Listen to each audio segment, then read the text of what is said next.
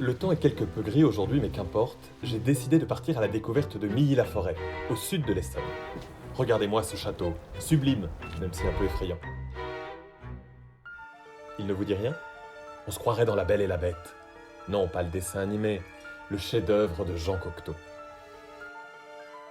C'est loin d'être une coïncidence, car Milly-la-Forêt a justement été le refuge de Jean Cocteau, qui souhaitait fuir ici l'agitation parisienne. Le cinéaste, peintre, dessinateur, poète et romancier, y a vécu jusqu'à sa mort en 1963. Il y a une dizaine d'années, grâce à Pierre Berger, sa maison a été restaurée pour y recréer l'atmosphère si particulière qui régnait du vivant de l'artiste. Avec le soutien de la région, elle est depuis ouverte au public, et aujourd'hui j'ai la chance de pouvoir pousser la porte de ce jardin secret. Bonjour Muriel, je me presse parce qu'il ne fait pas très chaud aujourd'hui. Merci de me recevoir. On est chez vous? Pas tout à fait? Non, pas tout à fait. Bonjour Thomas. Non, on est chez Jean Cocteau ici, la maison qu'il a habitée de 1947 à 1963, à Milly-la-Forêt. Est-ce que vous voulez rentrer? Volontiers, surtout s'il y a le chauffage chez Jean Cocteau. Ah oui, oui, oui, il Avec y a plaisir. le chauffage aujourd'hui. Je vous suis.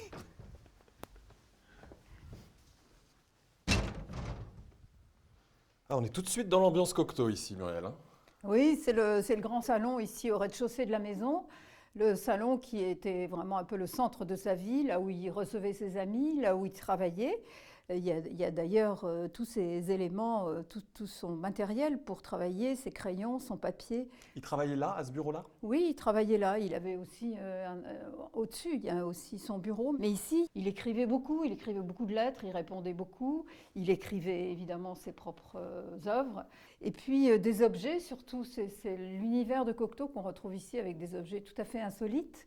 Par exemple, ce cheval qui est un élément de manège qu'il avait chiné, qu'il aimait beaucoup. Il y a également un hibou en bois, qui est un objet assez insolite, une tête de bouc. Ah, c'est vrai qu'une tête de bouc, tout le monde a une tête de bouc chez lui. Oh, pas tout à fait quand même, hein, c'est assez rare. Et puis voilà, ces objets, son univers, des meubles de qualité qui sont un peu le reflet d'un goût éclectique qu'il avait.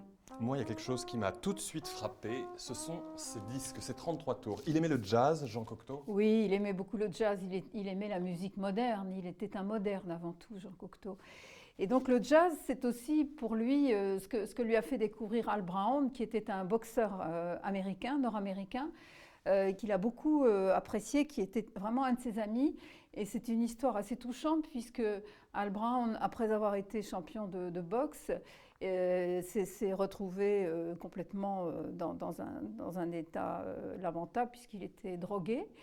Et Jean Cocteau l'a sauvé, il l'a soigné, il l'a aidé. Et il est remonté effectivement sur le ring Al Brown. Donc c'est un peu cette histoire-là aussi, le jazz. Et il y a cet objet incroyable. C'est quoi ça, Muriel? Alors ça, c'est une dent de narval. Voilà, Une dent de narval. Une dent de narval, c'est assez exceptionnel. C'est La Belle et la Bête, au fond. C'est l'univers merveilleux qu'il aimait tant. Je sais que vous avez encore sa chambre. Est-ce qu'on peut y aller, s'il vous plaît? Oui, bien sûr, on y va. Eh bien, c'est parti. C'est vous le guide. Ben voilà, on est dans la chambre ici. C'est très joli. J'aime beaucoup le lit. Très mignon. Au-delà de la décoration, Muriel, ce qui nous frappe quand on arrive dans cette pièce, c'est cette vue sur le château. Incroyable. Ah oui, c'est le cadre. C'est ce fameux cadre que Jean Cocteau disait avoir trouvé à Milly. Il avait cette phrase: à Milly, j'ai trouvé un cadre. Et c'est vraiment caractéristique de ce qu'il aimait, puisque c'est un château du Moyen-Âge qui constituait son décor, et notamment dans sa chambre, encadrée par cette fenêtre.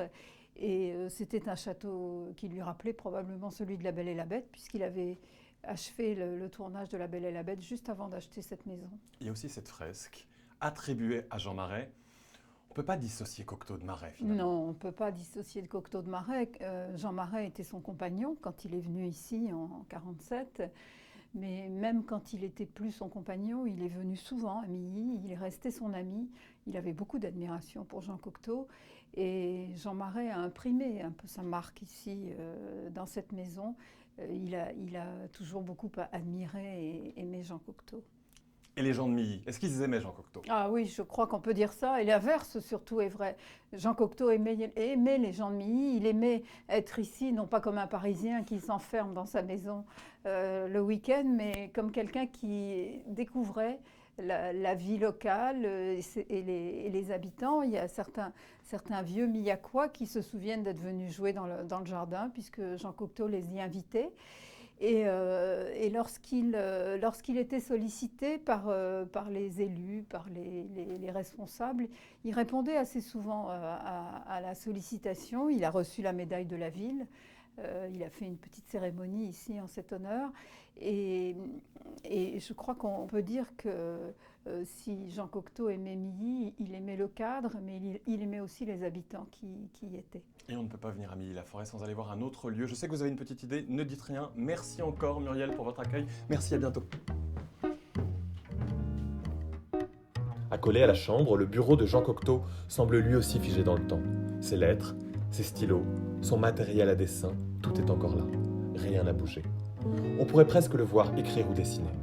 Sans parler de ce décor onirique et peu conventionnel, à l'image de l'artiste. Et ce jardin. Bon d'accord, le printemps est encore timide. Mais imaginez-le fleuri dans quelques jours. Il paraît que Cocteau aimait s'y balader au réveil, en peignoir, pantoufles aux pieds. Ah, je le comprends, hein, j'aurais bien fait pareil. Cocteau aimait Milly et ses habitants. Il les aimait tant qu'il a choisi de se faire enterrer ici, à quelques centaines de mètres de la maison où il a passé 17 années. Comme une évidence. Dans cette charmante petite chapelle, des fresques réalisées par Cocteau lui-même recouvrent les murs. Elles veillent sur lui et son dernier compagnon, inhumé à ses côtés. Jean Cocteau n'aura donc jamais quitté Milly, ni ses habitants, auxquels il a laissé un dernier message émouvant, sous forme d'épitaphe. Je reste avec vous.